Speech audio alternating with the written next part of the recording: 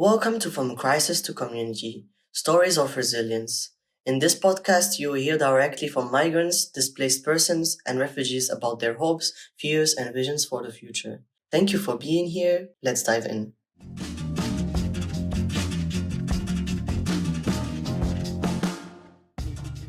In this episode, we focus on fleeing the Russian invasion of Ukraine.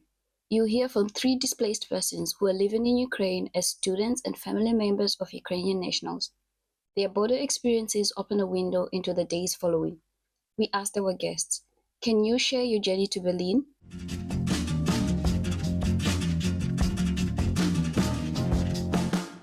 Some guests have chosen to use aliases to safeguard their privacy, a decision we deeply respect. No one is defined by a single moment. By sharing under an alias, our guests can speak truthfully about their lived experience while reclaiming ownership of their stories.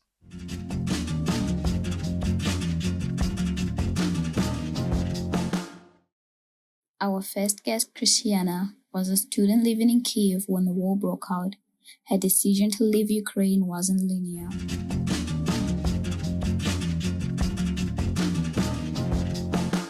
The amount of people leaving Ukraine at that moment was just massive.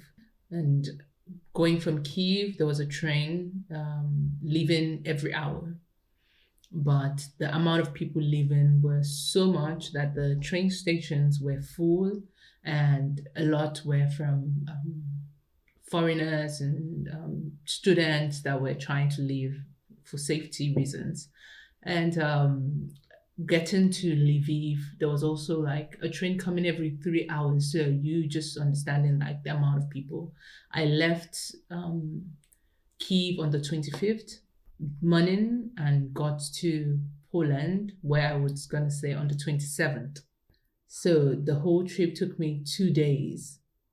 This was with all my bag. I did not sleep for days. That was the thing. As in, I had to stay sharp, because what was gonna happen? There were people living with weapons, just like guard myself, like just in case I would have some fighting ability before someone shoots me, whatever.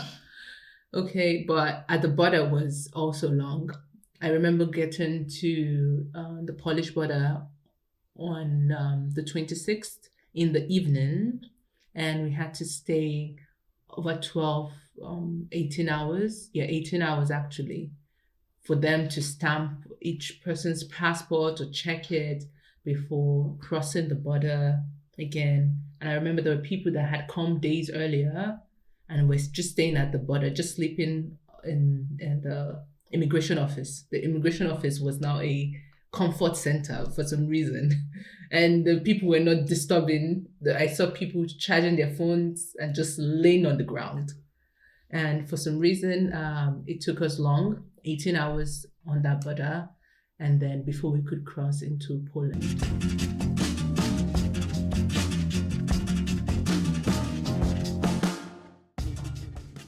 Kwame was a student living in Lviv when the war began. His decision to leave Ukraine came after friends, already sensing the urgency, fled for their safety. He made the first part of his journey with others, but as a black man traveling alone, his experience was shaped by how the system saw him.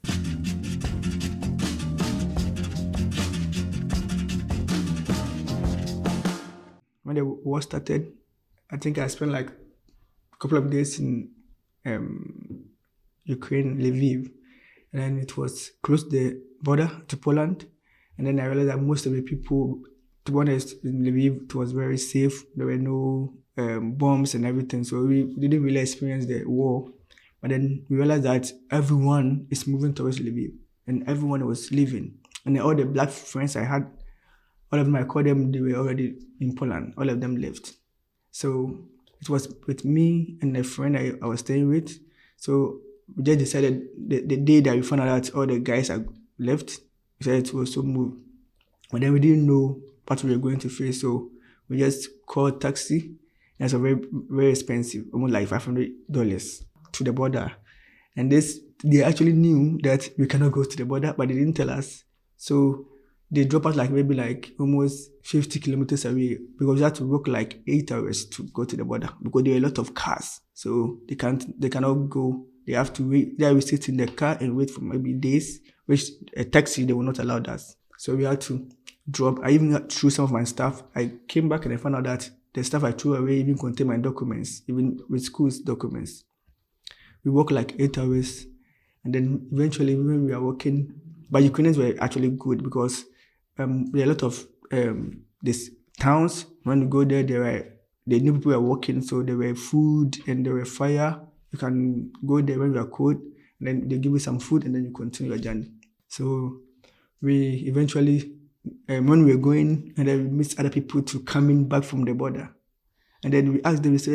They said they are not going to they are not allowing them to go beyond the border because they don't have car, so they need to get car. So that was like we have worked like almost like 4 hours, like halfway. So we still chose to go for it.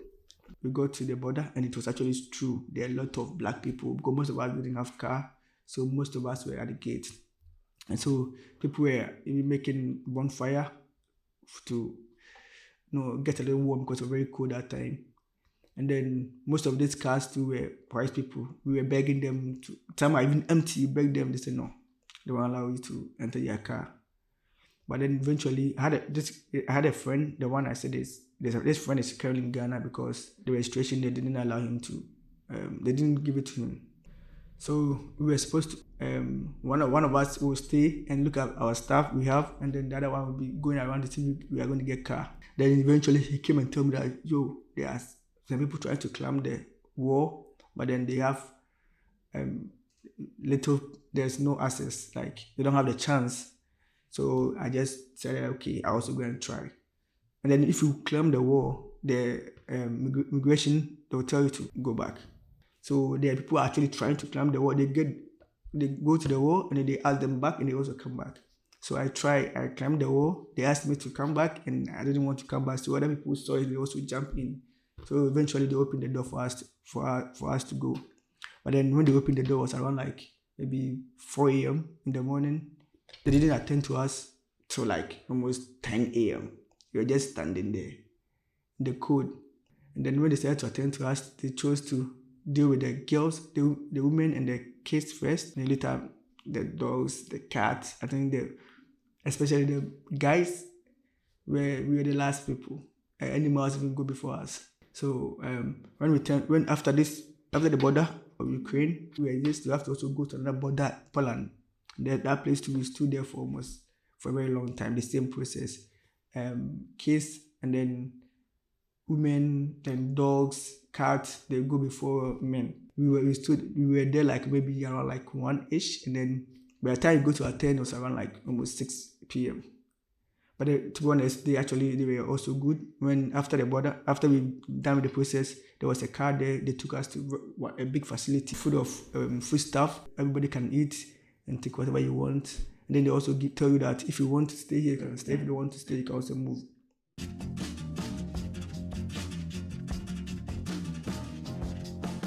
Our final guest is Bola, a student, a mother, and a wife. She was living in Kyiv with her family when the Russian invasion began. She fled with her husband and their 3 young children, one of which was a 2-month-old baby.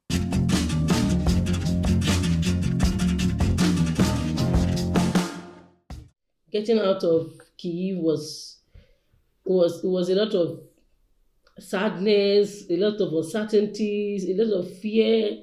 With a baby, a toddler, and I had to strap my baby on my chest. I didn't have a baby carrier at that time. I had to use my pashmina, a form of carrier for her. And we left. We got to the Banov, we call it the Ukraine train station at Kyiv. Getting to Kyiv station was another thing. It was quite tough. Okay, we got there. We were told we had to wait till in the evening, late in the night. We got there quite early, around 9 or 10. We have to wait till late in the evening, late in the night before we can board a train. I don't know why that is. There were lots and lots of people, blacks majorly, even people of color, Ukrainians, they were all there. So we had to get tickets, and the tickets were not at small prices at all. So we had to get it there, enjoying of waiting for the train to come. We waited till late in the night, till 11 or so, till 12 in the night before we could move. And when the train started moving, oh, it was moving as though it was at a point it will move fast a bit, at a point to go slow, so slow. Later on, we were told that it's because they don't want to attract any form of missile. The train was moving at a slow pace. I was afraid. It was a lot of feeling because 3 children, myself and my husband, 5. This is like 2 generations. Our intention was to get to Poland. We have some form of peace. But getting to Poland was not an easy thing. We had to trek. We had to trek. People were trekking. There was more movement. People that had cars, Ukrainians had their cars from like, I don't know how to call it, maybe from Banov to Alexanderplatz was that long. People had to work. We were working. I dropped my 2 months old baby on my chest. Then my second born was quite, I think she felt ill. We were trying to work. We were trying to see if we could make some effort because we heard people were working. I saw other women with little babies, even quite younger than my 2 months baby, fresh baby of maybe 7 days old. They were walking like we had no choice. We just kept walking. The cold in Ukraine is, I don't know how to put it, so cold, so like 4 times what we have in Berlin when it's winter.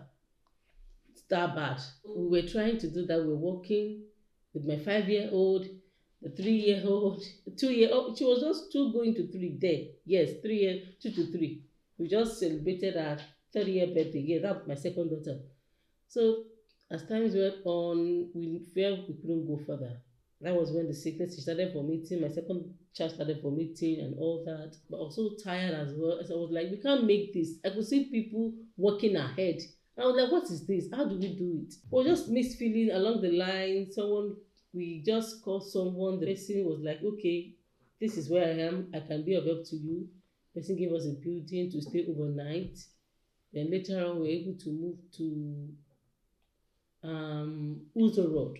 That was when we get another episode. After getting to Uzorod the next day, we took Uber, and what we paid, people were sending money to us from our church. So we were able to like a transport. The money was quite cumbersome. We had a friend of us too who was able to help us with like the children, got a cab. Then we all moved to Uzorod. It took like some hours. That was the next day.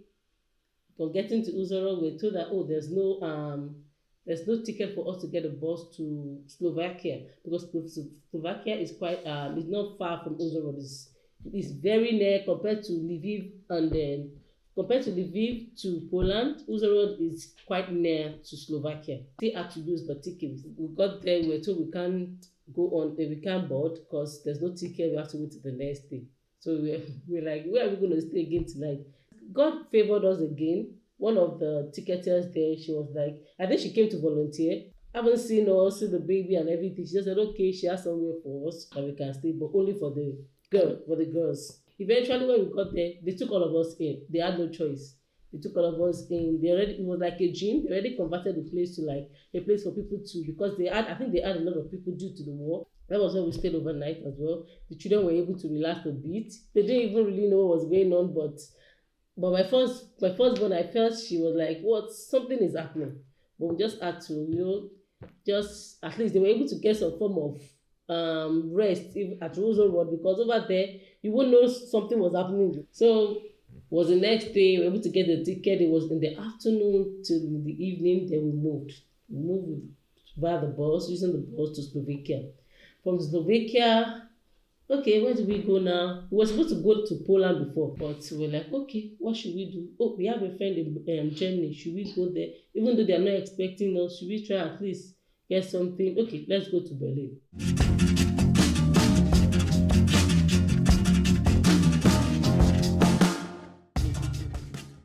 For many displaced persons arriving in Berlin, Berlin became a destination by chance. Join us next time as we continue sharing the voices and stories of migrants building their new lives here. Thank you for listening and making space for our voices. Your engagement helps ensure these experiences are not overlooked. From Crisis to Community, new episode every Tuesday in November 2025. Thank you for listening. Don't forget to like, share, and comment if you'd like to hear more. The Community's First and KUSPU projects are implemented within the framework of the UN Decade for People of African Descent. Hi, this is Vicky. Are you a third country national who fled the Russian invasion of Ukraine in 2022? We'd love to hear from you on Telegram at kuspu or tag us on Instagram, kuspu.germany, cusbu.germany. If you want to help us continue this work, documenting, connecting, and supporting migrant communities, please visit www.cusbu.de/support-us. Even small contributions make a big difference.